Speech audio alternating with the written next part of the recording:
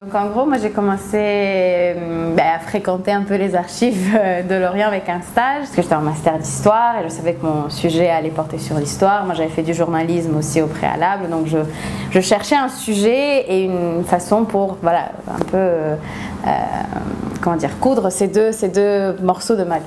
Et donc j'ai commencé à fréquenter les archives, à faire des recherches et j'en ai abouti à ce mémoire où en fait c'était un travail historiographique dans la mesure où mon idée c'est que en relisant les pages de l'histoire, enfin les pages du journal, on relit l'histoire du Liban en gros.